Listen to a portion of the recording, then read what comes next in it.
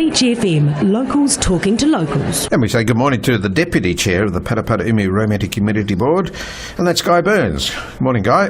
Good morning. Good morning. Welcome to the program. You've been deputised to stand in for Johnny Best today. Now, you had an ants trial, or trying to get rid of those ants down there. Have you had any results back yet or not? Yes, there's been an ants trial down in Raumati South, and I know it's been done by the Raumati South Residents Association, and particularly Jenny Scott, who's been the driving force behind there, and she just published the results of the trial, which was undertaken just at the end of autumn there, about 2 months ago, and it's been very successful. There's about 30 properties were involved with the trial, and which was most of the street down there. I think it was in Dell Road off Poplar Avenue. So they got virtually 80% of all the residents on board, and everyone was baiting their properties, trying to reduce the ant population now, particularly the Argentinian ant, which is a great fear that it may get over to Kapiti Island, and also the white-tipped ant was another one which is quite invasive. And there was a mixture of baiting stations were put down. Some people were using these cartridges, which were quite expensive to bait their properties, but majority of people were using a low-cost option of homemade borax baits, where about every square metre or so you put a small plastic bait station down, and you regularly top up with a borax solution. And it's been very successful, and people have noticed massive reduction in ants. There were people there who said they've even now their compost heaps are completely free of ants, and overall it was a very successful trial, and the whole purpose of the trial was to see if it can be done and look at a major operation over the spring, which could even involve the whole Kapiti coast. So there's talks going on now with the council and with the Wellington Regional Council on whether we could publicise a massive extermination program for the Kapiti coast. But that's a big call, so that's just in the brainstorming stage at the moment. Oh, great, because they had them in Manly Street too, didn't they?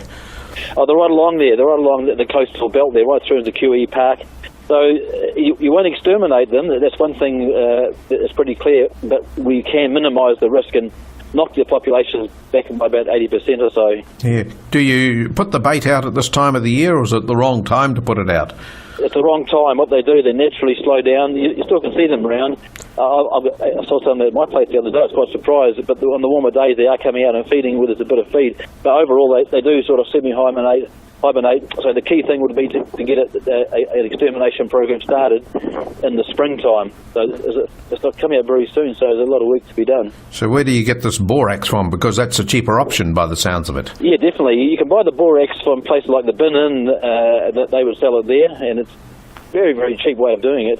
And a lot of the commercial baits you get have borax in them.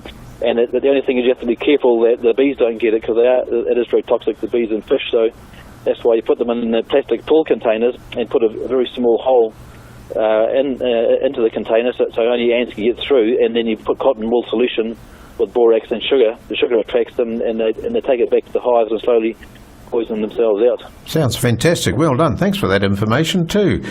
Now, just one other type.